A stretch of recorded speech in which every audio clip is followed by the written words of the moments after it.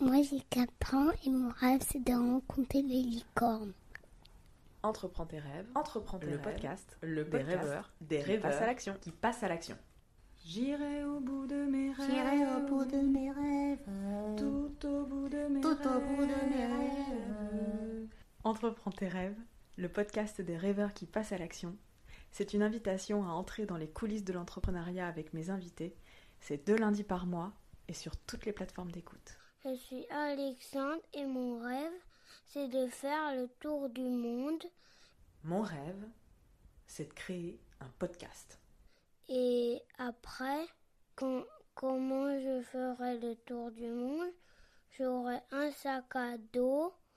Mon rêve, c'était d'être Claire Chazal. J'ai rêvé d'être pilote de F1. Mon rêve, c'était d'être artiste peintre. Et aussi de aller sur la lune et de être libre. J'irai au bout de mes rêves, tout au bout de mes rêves.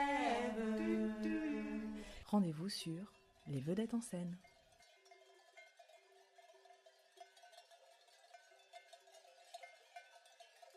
Bienvenue dans cette seconde partie consacrée à Thomas, qui a décidé de créer un tapis de yoga en recyclant de la laine de brebis. Dans cet épisode, il est question de partenariat, de ruralité, d'interdépendance entre les différentes filières de la brebis et aussi d'archipel pour la transition.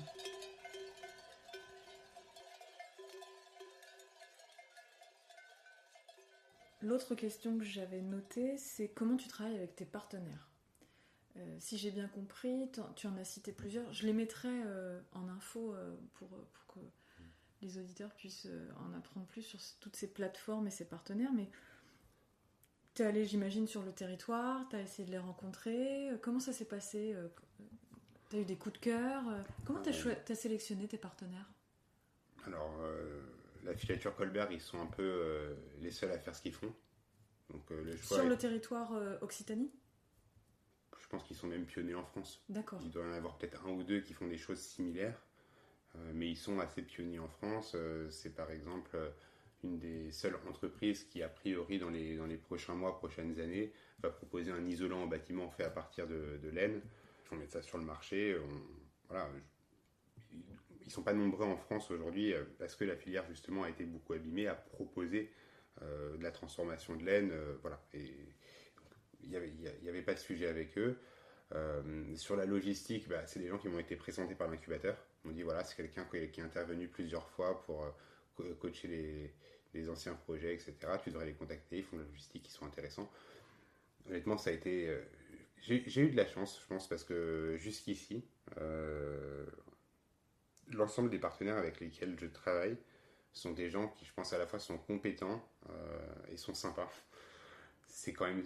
en vrai, c'est un luxe, je pense, parce que c'est vrai que, on le sait, même quand on fait des travaux chez soi, on peut avoir un artisan avec qui les relations sont compliquées ou un artisan avec qui les relations sont faciles. En vrai, ça change du tout au tout la phase des travaux. Moi, en ce moment, je travaille avec des partenaires qui sont vraiment incroyables et voilà, je touche du bois pour que ça continue. Je voudrais rebondir sur ce que tu as dit tout à l'heure. Tu disais que la filière de la laine, elle s'est petit à petit effondrée. On a des éléments là-dessus. Pourquoi c'est une filière finalement qui s'est réduite? Le synthétique Pendant longtemps, jusqu'à avant la crise du Covid, la laine était quand même, entre guillemets, maltraitée dans le sens où elle était achetée quelques dizaines de centimes aux éleveurs, alors qu'elle coûte beaucoup plus cher à tondre, mais elle leur était quand même prise, et souvent elle était exportée en Chine, et elle était transformée là-bas pour X ou Y sujet de transformation. La crise du Covid a un peu perturbé les échanges commerciaux à l'échelle mondiale. On a bien vu qu'il y a eu à la fois de la relocalisation en France d'activités, et puis des évolutions dans les chaînes de production. Il n'y a plus aujourd'hui ce commerce avec la Chine de laine. En tout cas, il s'est drastiquement réduit. Il reprend gentiment, mais il s'est drastiquement réduit. Et puis, il y a un autre sujet qui est celui de la concurrence des matières synthétiques. C'est qu'aujourd'hui, typiquement pour l'isolant que je citais tout à l'heure, ça coûte moins cher d'utiliser un synthétique pour faire de l'isolant qu'utiliser de la laine. La laine, ça a beau être un matériau super qui fait de l'isolation phonique plus qu'un autre, qui est ignifuge, c'est-à-dire qui ne brûle pas, qui est matière naturelle, renouvelable. Enfin, c'est sa transformation en fait qui est coûteuse. Il y a plusieurs étapes, mais la première étape, parce qu'après ça dépend de la transformation qu'on en fait, mais la première grosse étape qui coûte cher, c'est le lavage. C'est-à-dire qu'aujourd'hui, le lavage de la laine, ça se fait d'ailleurs plus en France, c'est peut-être la seule étape de notre production qui est en France. Okay. Le lavage de la laine ne se fait plus en France, il n'y a plus qu'une usine de lavage en France, elle est en Haute-Loire. C'est une usine qui est ancienne, si vous en regardez les images, c'est assez drôle parce que c'est vraiment des vieilles machines qui lavent la laine, enfin bref, on dirait qu'on est au 19e avec des trucs énormes, ouais. Et donc c'est très énergivore de laver la laine. En eau, mais pas seulement. En eau, non, surtout de faire tourner les machines. En électricité, l'industrie coûte cher, un peu comme l'acier, etc. Enfin, il y a des industries qui coûtent cher en énergie, ça en fait partie. De laver la laine, ça coûte cher en énergie, et vu que le prix des énergies a explosé, le prix du lavage a augmenté d'autant. Aujourd'hui, le lavage se fait plutôt justement en Espagne, aussi parce qu'ils ont un peu mieux préservé cette filière. Il y a un peu de ça. Okay. Il est question en France ces prochaines années de reconstruire une usine de lavage un peu de dernier cri. D'accord. Donc avec des outils qui coûteraient a priori moins cher dans leur entretien, dans leur usage, et qui permettraient peut-être de refaire baisser un peu le prix de la laine pour... finalement, c'est une des premières briques en fait de la chaîne de transformation pour tous les acteurs de la laine, faire baisser un peu le coût de transformation. Donc ce que tu dis, c'est que tes partenaires, tu as eu de la chance avec tes partenaires parce que finalement vous partagez des valeurs communes, du coup c'est facile humainement de travailler avec eux, en plus du travail, j'entends, technique. Peut-être en plus, pour compléter ce que tu évoquais avec les partenaires, si j'ai bien compris, c'est quand même la transformation en tapis de laine, c'est quand même assez novateur. T'as pas de concurrents en France ou ça existe déjà ? Est-ce que ça existe déjà ce que tu es en train de produire ? Alors, ça existe déjà. C'est-à-dire qu'il y a des producteurs qui font de manière artisanale des tapis de yoga en laine. Ok. Pour tous ceux que j'ai vus, les tapis ne sont pas antidérapants. Ok, donc, parce que c'est juste de la laine. C'est juste de la laine. Entre guillemets. Exact. Et c'est pas pour... Exactement, c'est ça. Pas pour dénigrer que... Decathlon ou les autres, hein. C'est pas ça, c'est juste pour comprendre ton travail. Hein. Exactement, vraiment, c'est que le procédé technique, c'est-à-dire que souvent c'est des artisans, je sais pas, qui vont faire un ensemble de matériaux autour de la laine et qui se sont dit, tiens, on va ajouter un tapis de yoga. Ok. Mais ça n'a pas forcément été jusqu'au point où ce tapis de yoga a été pensé techniquement pour convenir à la pratique du sport. Une autre question qui me vient, c'est, là on est sur un exemple, on va dire, cadré sur la laine, et la question que je me posais en préparant cet entretien, c'est si tu as une connaissance, alors évidemment pas exhaustive, hein, c'est pas ce que je te demande, mais de l'utilisation de l'ensemble des ressources sur une filière comme ça animale, c'est-à-dire, prenons l'exemple de la filière de la brebis, est-ce que tu as une connaissance de ce qu'on gaspille comme ressources, par exemple dans la vente de la viande, est-ce que l'ensemble de la bête est vendu pour la laine, pour le cuir, est-ce que tu as cette connaissance-là ou pas ? Sur la filière ovine, je l'ai, donc la filière des moutons. Ouais. En fait, c'est assez passionnant. Je pense que je le connais sur les moutons, je ne le connais pas forcément de toutes les filières. Nous, notre aire de production, là où est prise la laine, c'est l'aire de production du Roquefort, le sud Aveyron.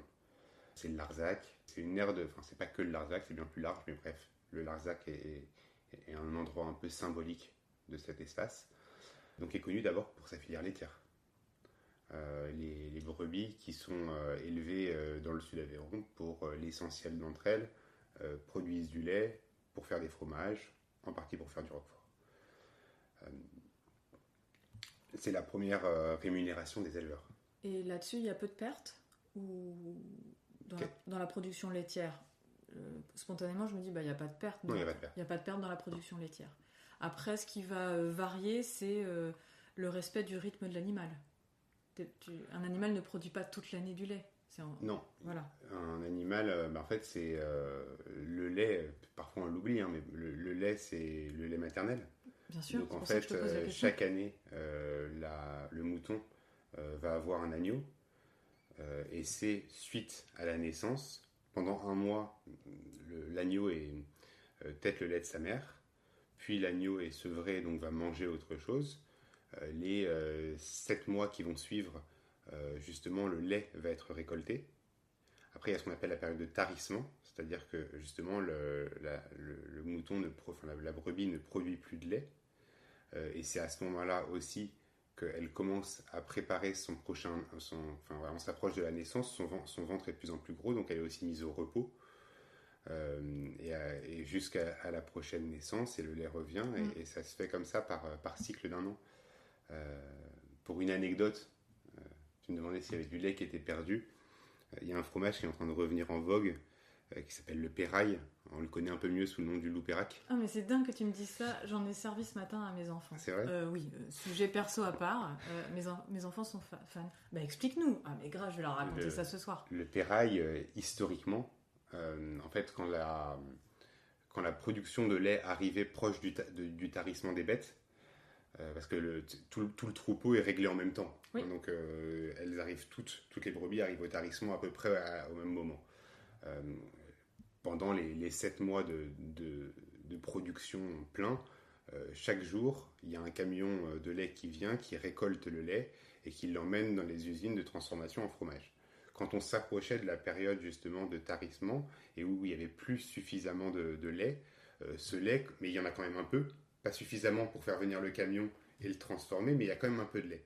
Et on ne le laisse pas dans le pis parce qu'il faut le vider. Oui. Donc il y a quand même un peu de lait. Et ce lait était transformé justement en pérail. C'est le fromage résidu. Parce que le lait, ça ne se conserve pas. Ouais. On le transforme en un fromage. Ce fromage, c'est le pérail. Et il est ensuite vendu sur les marchés. C'était un petit revenu complémentaire pour les agriculteurs, où c'était un fromage qu'ils gardaient chez eux, mais c'était une manière de garder le lait. Voilà. Ok. Donc les éleveurs, et de manière générale, je pense, la ruralité, c'est peut-être quelque chose de pas assez dit aujourd'hui et qui, je trouve, est extraordinaire. La ruralité est frugale. Elle est très attentive à tout ce qui est produit et utilisé. La ruralité est bonne gestionnaire. On ne perd rien. En fait, historiquement, on est dans des zones où finalement, on est à la marge de l'abondance, d'une certaine manière, et donc ce qui est produit est précieux. Donc on a conservé ça en ruralité. Voilà, en tout cas, je me suis un peu dispersé, mais pour te dire, non, sur le lait, il n'y a pas de perte. Les agneaux vont grandir jusqu'à 3, 5, 6 mois et vont ensuite être emmenés à l'abattoir pour être transformés en viande. Ce qu'on mange, c'est la viande d'agneau, c'est pas la viande de brebis. La viande de brebis, éventuellement, elle se mange, mais c'est ce qu'on appelle des brebis de réforme. C'est une viande qui a un peu plus de goût, tout simplement. Le consommateur français n'en est pas un grand fan. Généralement, c'est une viande qu'on peut retrouver par exemple en merguez. Ok, ça va être mixé avec d'autres choses. Ouais, ou exporté, par exemple dans des plats ragoûts, dans les pays du Maghreb, par exemple, ils achètent un peu la viande de brebis réformée. Ok. Voilà. Donc la viande, deuxième partie. Ok. Et ensuite il y a la laine, donc tondue chaque année. Ouais. Et il y a le cuir. Et il y a le cuir. Ouais, c'est les 4 grandes matières. Ok. Et alors la question suivante, c'est quand tu as une bête, est-ce que par exemple quand tu emmènes un agneau à l'abattoir, le cuir de l'agneau est récupéré? Est-ce qu'on est dans un circuit finalement complet de l'ensemble de récupération, ou bien il y a des animaux élevés spécifiquement pour leur cuir et donc le reste, poubelle? C'est pour comprendre. Hein, moi, il y a deux choses en fait, dans ce que tu dis, c'est que chaque animal a quand même sa production phare. C'est-à-dire que si aujourd'hui la laine a aussi perdu en valeur, c'est parce que nos moutons ne sont plus élevés pour leur laine. C'est justement parce que c'est des moutons à lait. C'est des moutons à viande. Mais ce ne sont pas des moutons à laine. Et alors qu'on a des moutons ou des races qui ont été travaillées pour leur laine. Ok, c'est là où je voulais en venir. Voilà. Okay. Donc ça explique par exemple une partie de la faiblesse de la filière laine française. C'est qu'on n'a pas non plus, je ne sais pas, par exemple, vous allez en Nouvelle-Zélande. Vous allez avoir des moutons qui vont être laissés au pâturage pendant presque tous les mois de l'année. Le seul objectif, c'est de les tondre. Donc c'est des moutons à laine. Et en fait, on rentre un peu dans des éléments techniques de la filière, mais c'est intéressant. En fait, moi, ça me passionne, donc j'imagine que ça pourra passionner d'autres gens. Hein. Ce qu'on appelle c'est passionnant. En fait, c'est pas des questions anodines. Ce que je te demande là, c'est que finalement, c'est un parti pris, hein, mais moi, je trouve qu'on ne connaît plus les coulisses de ce qu'on consomme. On sait plus ce qu'on consomme. Et la question sur le lait, j'y tenais parce que moi, un jour, je me suis rendu compte que je consommais, je crois que c'était de la mozzarella. Et puis, je pense que j'étais chez le fromager. Il me dit, mais là, c'est pas l'époque. Et en bonne citadine, et pourtant, j'ai vécu à la campagne, je lui dis, ah bon, c'est pas la saison ? Bah oui, c'est l'hiver, enfin, je sais plus quelle période c'était. C'est pas la saison de naissance et donc de production naturelle du lait. Ah bon, mais alors comment ils font ? Et puis après, on a basculé sur la médicamentation. Tu vois, sur quels médicaments on donne aux animaux pour qu'ils soient en bonne santé, mais qu'est-ce que ça implique. Et puis, à cette époque-là, j'avais fait du woofing dans une ferme dans le Jura, en autonomie, où évidemment, il y avait une production de... Ils étaient en autonomie, donc ils produisaient leur pain, leur lait... Et d'autres choses. Et donc le fermier de l'époque m'avait expliqué en fait la différence entre le local, le biologique et puis l'industriel, tu vois, dans la façon de produire et d'élever les animaux. Et en fait, tous ces coulisses-là, on se garde bien de t'en parler parce que ça implique des choses parfois qui sont contre nature et discutables. Après, c'est pas un jugement, tu vois, c'est pas du tout un jugement, c'est juste, je te pose toutes ces questions-là parce que derrière un tapis de yoga, derrière les partenariats qu'on aborde, il y a aussi des valeurs qui sont défendues autour de ces sujets-là. C'est pour ça que je te pose la question. Honnêtement, tu ouvres énormément de sujets s'il fallait rentrer. Enfin, je vais essayer de les parcourir rapidement. On n'est pas obligé de tous les parcourir parce que c'est une manie chez moi, je me disperse dans tous les sujets. Non, mais c'est pour que les gens qui nous écoutent puissent comprendre. Ouais, tu vois bien sûr, pourquoi je te pose ces questions-là ? Parce que je pense que c'est important, même je le crois, que c'est important de comprendre ce qu'on consomme, pourquoi on le consomme, ce qu'on défend, et pourquoi on achète un tapis de yoga à 70 et pas à 15, tu vois ? Voilà, c'est pour ça que... Mais je pense qu'il faut... Et c'est passionnant. Ouais, je pense qu'il faut... Alors, juste pour finir, parce que je pense que ça pose quand même le fonctionnement. En fait, on a des animaux qui vont être spécialisés dans une production ou dans une autre, et cette spécialisation, elle peut pas être 360, parce que, par exemple, tu as une filière qui est principalement tirée dans son revenu par le lait. Oui. Chaque année, tu vas accoupler ta brebis avec un bélier et une brebis qui ont une bonne production laitière. Oui. Et en fait, c'est comme un camembert. Tu peux, je sais pas, par exemple, tu as 5 critères que tu peux améliorer, admettons. Dans ton camembert. Ouais. Et donc, si tu es en lait, tu vas faire en sorte que ce soit 5 critères laitiers. Ouais, je comprends. En contrepartie de quoi, les autres critères, laine, par exemple, sont un peu abandonnés ou pas pris en considération. Bien sûr. Par hasard, ils peuvent être meilleurs.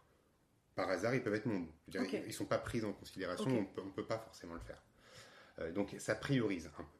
Et donc, c'est un peu la tendance, je trouve, qui est intéressante, hein, d'une époque aussi où on a spécialisé nos filières. Globalement, partout dans le monde, dans tous les types de production, on a spécialisé. Parce que ça permettait de produire plus, moins cher et aussi de meilleure qualité. C'est-à-dire que le lait, aujourd'hui, est extrêmement contrôlé, d'extrêmement bonne qualité, il est plus riche, sa fromageabilité est meilleure. Voilà, il y a beaucoup de choses qui ont été faites. Il y a beaucoup moins qu'il y a 30 ans des incidents sanitaires. On contrôle beaucoup plus toutes ces choses-là. Et donc, c'est aussi pour ça qu'on a des moutons qui sont spécialisés dans sur le lait. Et juste, c'est intéressant, je trouve, ce que tu dis, parce que on aurait tendance à dire... t'entends parfois les nostalgiques qui disent « Ah, c'était mieux, l'ancien temps, dans la façon dont on pouvait produire les choses. » Et je trouve que là... par exemple sur les incidents sanitaires, je trouve que c'est intéressant de le noter parce que voilà, j'entends parfois des discours, on va dire, courants de l'industrialisation, c'est pas bien. En tout cas, on nuance peu parfois les deux modèles, tu vois, les différents modèles dans le temps. Donc je te remercie de nuancer les apports aussi de la spécificité de chaque transformation et des atouts que ça a pu apporter dans la production. Oui, totalement. Donc, je pense qu'il faut voir les choses vraiment de manière globale. Et c'est assez rigolo que tu cites le terme d'industrie avec insistance, dans le sens où si tu retournes dans l'ancien français, d'où vient le mot industrie. Industrie, c'est une chose qui est bien faite. On disait d'une chose qu'elle était faite avec industrie. Ok. Ouais. En fait, l'histoire de l'industrie, c'est de savoir comment bien produire une chose et de pouvoir le faire à répétition. Ouais. Et de trouver le procédé qui permette de bien le faire plein de fois. Enfin, en fait, de savoir comment le faire bien pour que quand on le fasse 100 fois, on puisse vendre 100 fois un bon produit. Et de ne pas être au gré des hasards, d'en avoir un mauvais, un bon, un mauvais, un bon. Donc l'industrie, à la base, est quand même quelque chose dans son procédé intellectuel, dans sa réflexion, Qui est noble, on voilà, va dire. extrêmement prospère et noble et intéressant pour tout le monde. Ouais. C'est bien faire une chose. Oui. Voilà. Heureusement qu'on optimise Exact. la façon dont on On produit est les content. choses. Oui, on est quand même content de ne pas se tuer à la tâche. Exact. Effectivement. Pour mille et une raisons. Il y a des raisons de fatigue, il y a des raisons de pas de gaspillage, enfin, je veux dire, Oui. pour plein de raisons. Et c'est vrai qu'aujourd'hui, on en revient justement à l'utilisation 360 des matières. Si on veut pouvoir utiliser la laine, le cuir, la viande et le lait d'un mouton, il faut quand même qu'on rééquilibre d'une certaine manière cette tendance à la spécialisation. C'est-à-dire qu'on arrive peut-être, je pose un point d'interrogation à un point où on se dit, on a beaucoup fait d'efforts pour le lait, mais vu qu'aujourd'hui la laine est gaspillée, il faut qu'on s'y reconcentre un peu pour lui redonner suffisamment de valeur pour pas que ça soit un déchet, à minima. Donc on est peut-être dans un moment aussi de rééquilibrage. Ça, c'est du point de vue génétique, parce que je te disais, d'un point de vue génétique, on doit faire des choix. Donc voilà, ça c'était d'un point de vue génétique. Après, il y a un ensemble de choses dans la filière qui sont liées davantage tout simplement à l'organisation de la production. C'est-à-dire que le cuir qu'on peut utiliser, c'est le cuir d'agneau. C'est pas le cuir de brebis, parce que le cuir de brebis, c'est un cuir qui a vécu pendant 5 ans, en moyenne, 5, 6, 7 ans, et donc qui est abîmé. Donc on peut pas on peut pas vraiment le transformer. Il y a peu de débouchés qui acceptent un cuir abîmé, rayé, avec des trous. Donc c'est le cuir d'agneau, qui est un cuir justement assez préservé, vierge de tout, voilà, qui est très propre. Le cuir d'agneau sur le marché, c'est le cuir qui coûte le plus cher. La viande d'agneau aussi, c'est hyper noble. Toutes les grandes marques de luxe, etc., fonctionnent avec le cuir. Mais depuis plusieurs années, typiquement, il y a des troupeaux qui se sont spécialisés en Espagne, en Éthiopie, dans la production de cuir. D'agneau pour le cuir. Résultat, en comparaison, notre cuir d'agneau a quelques défauts en plus. Moins facile à utiliser. Oui, on a laissé tomber la filière, donc finalement... Voilà. Je grossis un peu les traits bien sûr, pour qu'on comprenne. Mais tu vois, notre cuir par rapport à d'autres cuirs a été moins suivi. Mais c'est pas forcément pour des raisons qui sont, entre guillemets, je vais pas dire justifiables, mais tout simplement le fait que... on n'a pas entretenu la filière, donc on n'a pas favorisé... Par exemple, quelque chose qui peut abîmer le cuir, c'est le fait que quand l'agneau il est au mangeoire, le blé lui abîme un peu le cuir. Et ça va faire des traces qui vont, in fine, abîmer le cuir et lui faire perdre sa valeur. Ça, c'est des choses, c'est tout simplement qu'on ne les a pas réfléchies.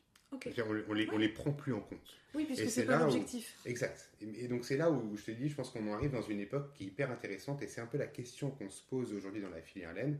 C'est finalement, on fait le constat que, c'est plus acceptable de se dire que 90% de la laine en France est jetée. Comment on fait pour, à certains endroits, améliorer la manière de produire pour pouvoir valoriser cette laine? Typiquement dans le milieu de la laine, aujourd'hui, puisque puisque la laine est jetée, pour en tout cas qu'elle n'a pas de valeur, qu'elle n'est pas payée aux éleveurs et que ça se fait à leur détriment, eux ne trient pas la laine. Parce que quand ils la tondent, c'est poubelle. En tout cas, ils ne vont pas en plus passer du temps à la trier, sachant qu'on ne leur paye pas. Oui, bien sûr. Bon, bien sûr. Si tu mets la laine en sac et que tu la mets en camion, une fois qu'elle a été mise en sac, tassée, etc., elle devient presque impossible à trier. C'est très compliqué de ressortir la laine. Si tu ne fais pas immédiatement à la bergerie quand tu as tendu ton mouton, c'est très compliqué de retondre la laine derrière. Ça coûte cher, ça prend du temps. Résultat, on se retrouve... C'est pas industriel. Typiquement. Non, mais typiquement, tu vois, c'est un processus qui n'est plus pensé. Ouais. Voilà. Donc, c'est pas qu'un impensé, c'est du fait qu'on leur paye pas, donc c'est légitime de la part des Évidemment. éleveurs. Voilà, ils vont Bien sûr. pas consacrer du temps à En une plus. matière qu'on leur paye pas. Il y a rien à dire là-dessus. Donc c'est pas reprochable aux éleveurs, mais en même temps, on se pose la question désormais de se dire de l'extérieur, c'est quand même dommage que personne ne la trie, parce que derrière elle perd sa valeur, et on est dans un cercle vicieux. Exactement, Voilà. je l'entendais avant que tu le prononces. Ouais. Donc en fait, la question c'est comment on sort à certains endroits de ces cercles vicieux. Ok.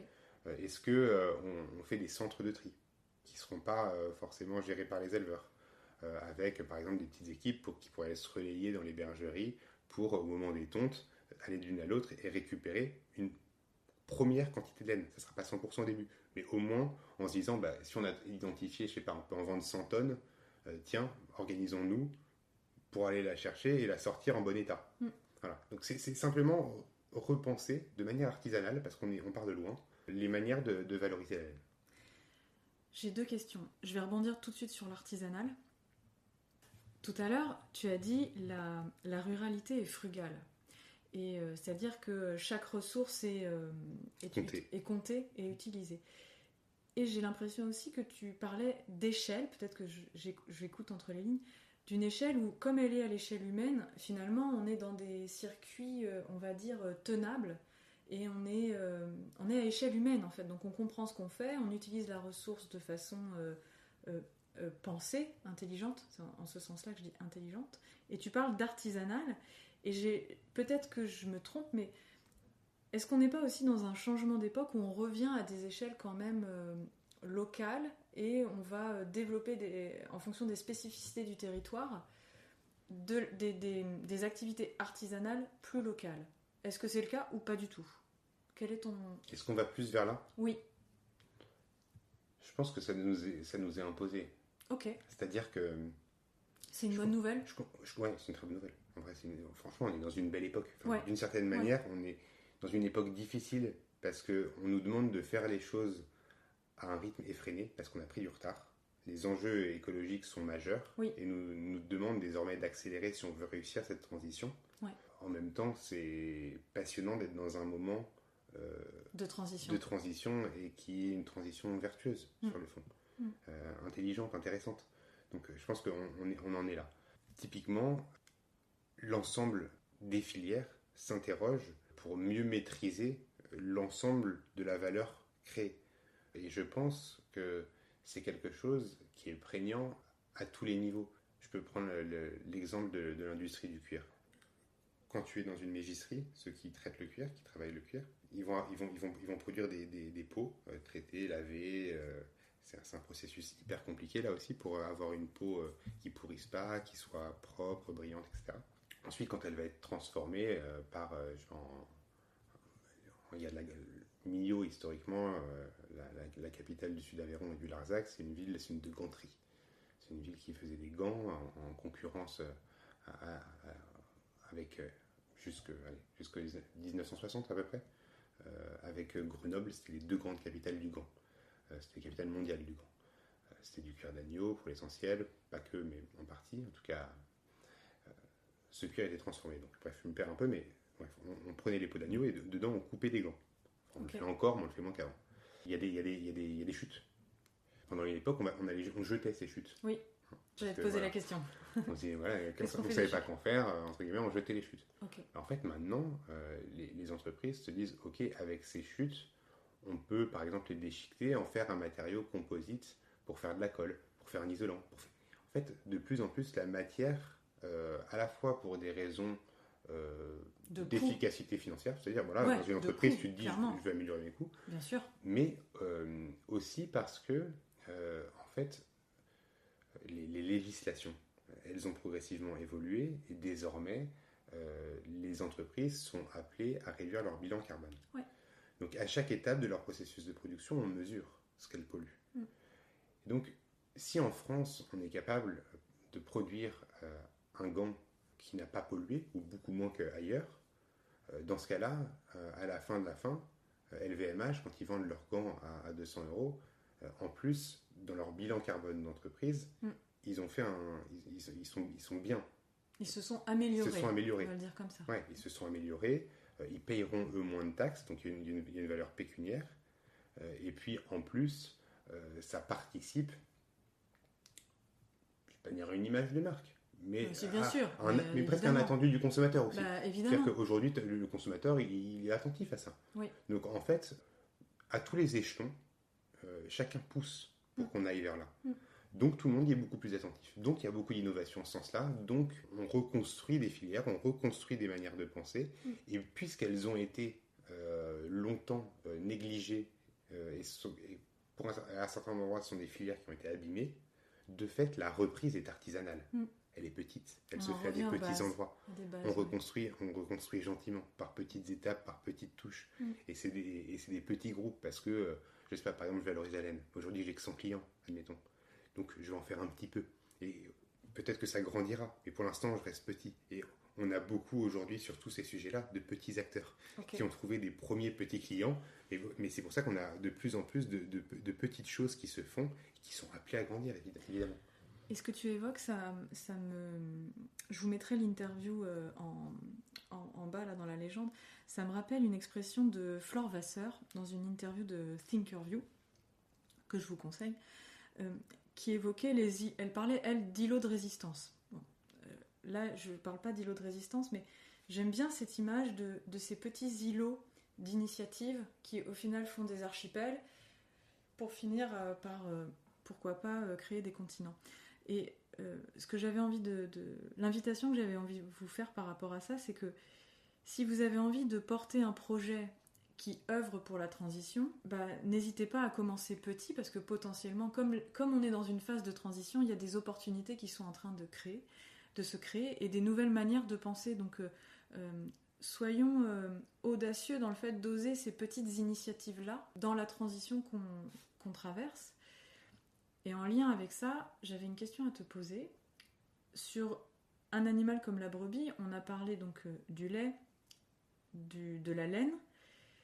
Et pour moi, il y a un changement de mentalité qui est en train de se faire autour de la consommation de la viande et des matériaux qu'on utilise. Donc sur le mouvement vegan, pour ne citer que ça.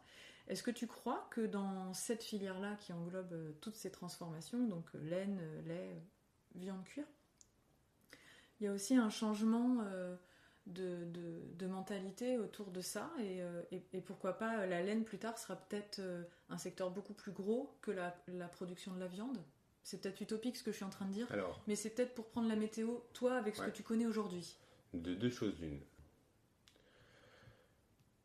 Chaque maillon est assez interdépendant. C'est-à-dire que aujourd'hui, si on peut se permettre de relancer la filière laine et la filière cuir, c'est parce que les éleveurs ils tirent leurs revenus du lait et de la viande. Sans quoi on n'aurait pas d'élevage. Donc on part quand même de là. C'est-à-dire qu'aujourd'hui, t'es dans une réponse systémique, donc j'adore. Pour l'instant c'est le départ, mais le point de départ il en est là. C'est-à-dire que si on a cette opportunité, c'est grâce à ça. Oui, ça leur finance finalement la reprise de ces filières. Sinon on n'aurait pas cette matière. Parce que personne ne la produirait, ça s'intéresserait personne. D'un point de vue géographique, pourquoi on a de l'élevage ? Parce qu'en fait, l'élevage, historiquement, ça se fait, et notamment l'élevage de la brebis et du mouton, dans les zones qui sont extrêmement vallonnées, difficiles d'accès.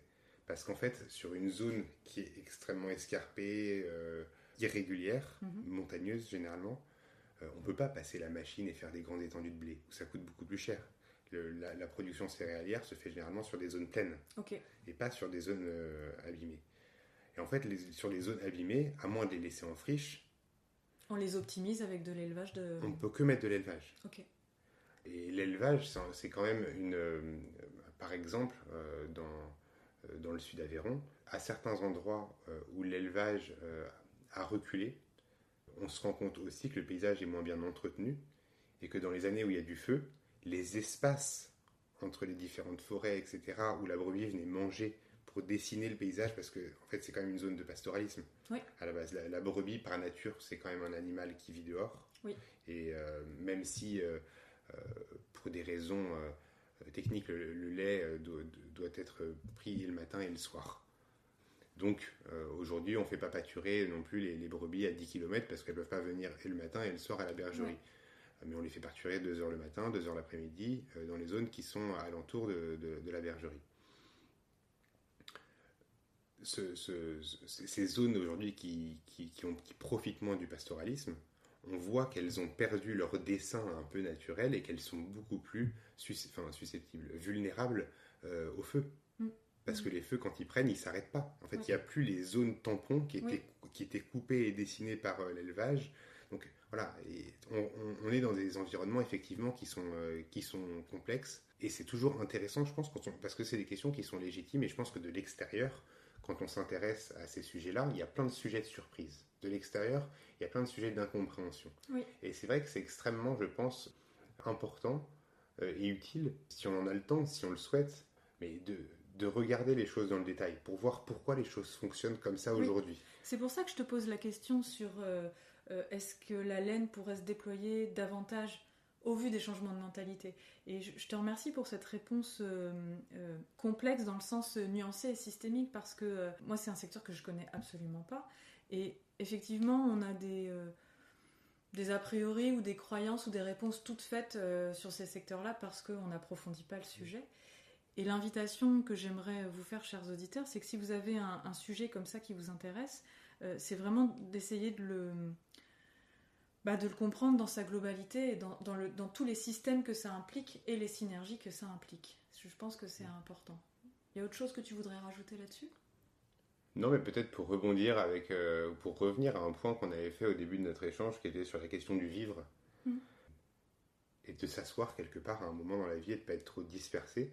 Je trouve que c'est aussi justement en s'asseyant quelque part et en prenant le temps d'appréhender son environnement, à la fois qu'on le maîtrise, mais surtout qu'on s'y balade avec les bonnes données. Je sais pas comment dire, on prend le temps de le comprendre, pour le dire tout simplement. On se l'approprie. On nomme les choses, on sait d'où ça vient, on sait comment c'est fait. Ouais. On comprend la place des oiseaux sur un environnement donné, la place du poisson, et chaque chose rentre un peu en résonance. Et c'est ce qui fait un peu la musique du monde et qui est joli à entendre. Et je trouve que peut-être ce recentrage, qui de toute façon je pense un peu appelé de manière générale par tout le monde à un certain moment dans la vie, il est intéressant parce que ça. Parce que en fait, ce que pendant quelques années on a cherché en ouvrant un maximum de portes qui étaient plus éloignées les unes que les autres, les expériences lointaines, différentes, on les retrouve en densité sur des expériences qui sont peut-être plus petites, mais beaucoup plus fines, détaillées. Et en fait, cette ouverture-là est extrêmement profonde et assez prospère, ouais. Comment tu te sens là, Thomas ? Non, je trouve que le podcast, il y a un côté... alors, je suis jamais allé, mais il y a un côté comme aller chez le psy. Ah oui. On a une conversation longue avec quelqu'un qui nous écoute. Ah oui, c'est comme ça vrai. Que je l'imagine. J'adore vous écouter. Les interviewés de ce podcast me disent souvent « Ah, ça m'a fait du bien de venir ici. » C'était agréable. Je pense que c'est le temps long d'une conversation que tu m'offres de guider sur le fond. Donc c'est extrêmement agréable. Ouais. C'est extrêmement agréable, c'est des sujets qui me passionnent. Ouais. Donc voilà, ça me fait plaisir d'en parler et de partager. J'espère que ça intéressera ceux qui nous écouteront. C'est le mot de la fin. Si vous avez envie de passer une séance d'interview, vous êtes les bienvenus. Et j'espère que cette interview de Thomas vous donnera envie soit d'approfondir le sujet, en tout cas d'aller vous intéresser à la façon dont il conçoit ses tapis de laine. Et peut-être, ça c'est vraiment un souhait de mon côté, c'est que s'il y a un sujet, une idée qui peut se transformer en projet et que vous avez envie d'y aller, je ne peux que vous conseiller de vous y aventurer. À très bientôt. Merci.